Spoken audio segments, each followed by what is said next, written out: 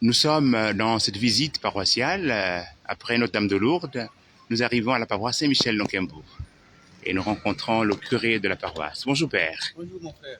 Le Père Lysius, curé de la paroisse Saint-Michel-Nonkembo. Père, comment se passe la Semaine Sainte ici à Saint-Michel-Nonkembo? Depuis lundi passé, ça fait une semaine, nous sommes entrés dans les préparatifs de la fête de Pâques, qui est la plus grande fête chrétienne. Ce lundi-là, 4, nous avons fait la célébration pénitentielle le soir et nous avons enchaîné avec les confessions individuelles. Il y avait du monde. Et depuis lundi, mardi, mercredi, jeudi jusqu'au samedi passé, nous étions en confession, matin et soir. Maintenant, nous sommes en train comme nous sommes entrés dans la semaine sainte, avec la récollection de tous les prêtres hier autour de l'archevêque à Issassa. Ce soir, nous allons à Sainte-Marie pour la messe chrismale. Nous avons programmé la messe du jeudi saint à 18h. Vendredi saint, nous avons le grand chemin de croix qui partirait d'Avea jusqu'à la paroisse à partir de 15h. Et le samedi saint, nous célébrerons cette nuit sainte à partir de 20h. Et le dimanche de Pâques, nous avons les 3 messes habituelles, 7h, 8h45 et 10h30.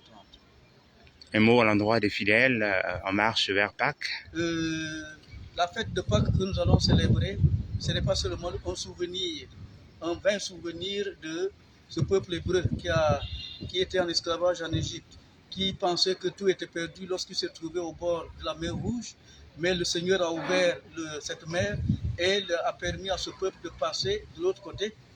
Ce n'est pas seulement le souvenir aussi de la mort et de la résurrection du Christ. Célébrer la fête de Pâques, c'est un engagement. C'est pour cela que ça se prépare intérieurement avec les confessions pour que nous puissions nous engager à rayonner du Christ ressuscité dans notre propre vie. C'est-à-dire que lorsque les gens nous voient comment nous fournissons des efforts pour ne plus vivre sous l'emprise de la chair, mais vivre sous l'emprise de l'esprit, en voyant cela, ils se disent oui, c'est vrai, Christ est mort et il est ressuscité. C'est le combat du bien contre le mal, le combat de la vie contre la mort, c'est le combat du péché, de la grâce contre le péché. Et cela n'est possible que si nous-mêmes, nous acceptons de mettre nos pas dans les pas de Christ pour cela. Donc, la fête de Pâques que nous allons célébrer, c'est vraiment une fête d'espérance. Le chrétien qui célèbre la Pâque doit savoir que la Pâque est déjà là. Si Christ est mort, il est ressuscité, nous le sommes aussi. Mais comment ça doit se sentir? C'est certainement à travers notre manière de vivre. Manière de vivre dans la joie, manière de vivre aussi dans les épreuves. Est-ce que dans tout ce que nous vivons, est-ce que nous sommes conscients que Dieu est là? Malheureusement, les chrétiens d'aujourd'hui ne sont pas remplis d'espérance. Ils sont contents et ils se galvanisent lorsqu'ils sont dans la joie, et quand ils sont dans les épreuves, ils oublient que Dieu lui-même a souffert à travers son Fils qui est mort sur la croix et ressuscité pour nous. Donc, célébrer la fête de Pâques, c'est vraiment une vie, l'amour qui prend le dessus sur la haine, la jalousie. Je souhaite à tous les chrétiens une bonne fête de Pâques, en sachant bien que ce qui se vivait hier, lorsque nous étions esclaves, comme le peuple hébreu, ne doit plus se vivre maintenant. C'est l'amour qui doit rayonner sur le monde entier. Et l'amour de Dieu, c'est nous-mêmes.